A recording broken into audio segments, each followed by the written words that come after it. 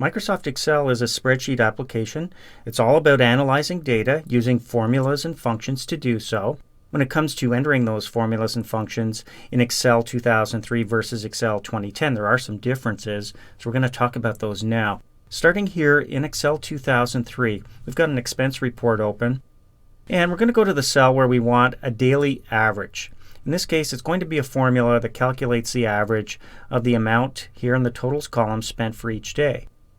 Well, in Excel 2003, you really had to know your formulas and functions. You might have a printout of them beside you, you might memorize them, and in any case, you would start with the equal sign and then you'd start typing in your actual formula. So in this case, we want to average. Let's try AVG, maybe that's what we need.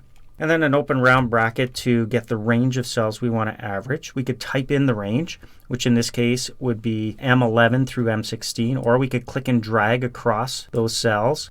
And then we need the closing round bracket here to finish off our formula. And then we could press enter to see the answer. Now you can see what happens here. We see a message indicating we've typed it in wrong. There is an error in the formula. Now Excel 2003 was pretty good at figuring out what you meant to do. In this case, you could see the correct formula is the full word, average. So you click yes to change it or correct it, and you do get your answer. So we're spending about $276 each day on this expense report.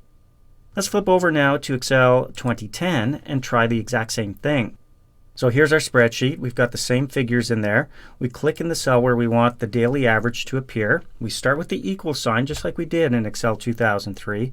But look what happens when we start typing our formula. We type the letter A, and you can see a list pops up of all of our formulas that start with the letter A.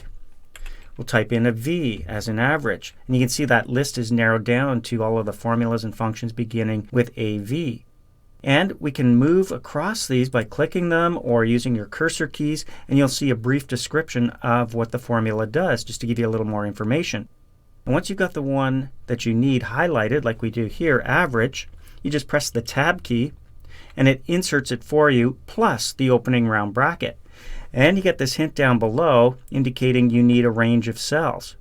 So we can do the exact same thing here, and that's to click and drag over those cells.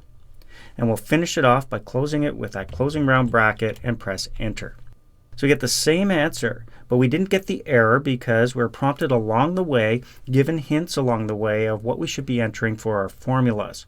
Now, of course, there are some new formulas and functions that are available in Excel 2010 that never existed in Excel 2003, and that's a good reason for getting those hints.